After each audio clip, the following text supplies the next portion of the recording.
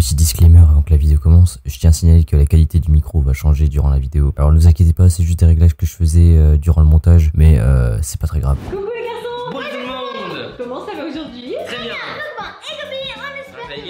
Bon, aujourd'hui je vais donner mon avis sur les animés New Gen et pourquoi ceux de l'époque leur met une vitesse. Alors c'est parti.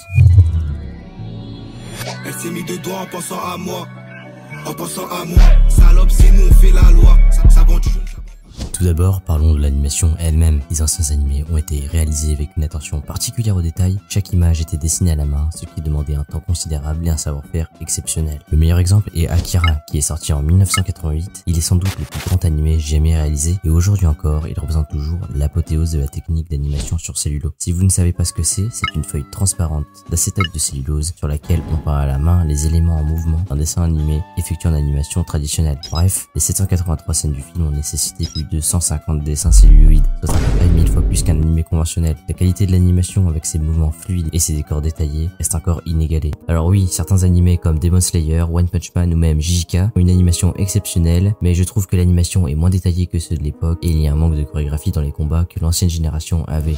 Ensuite, il y a les histoires et les personnages. Les anciens animés se distinguaient souvent par leurs scénarios profonds et complexes. Des séries comme Evangelion, Naruto, One Piece et bien d'autres sont encore aujourd'hui des références en termes de narration et de développement de personnages. Je reproche souvent aux animés récents de seulement reproduire les stéréotypes de ses prédécesseurs comme des caricatures et non seulement des personnages auxquels on pourrait s'identifier. Par exemple avec Sasuke qui était un peu le gars solitaire et dépressif, et Megumi qui est littéralement presque un copier-coller sans âme. En soi, il est juste stylé, il a du flow, mais il y a une touche de profondeur que Sasuke avait et une crédibilité.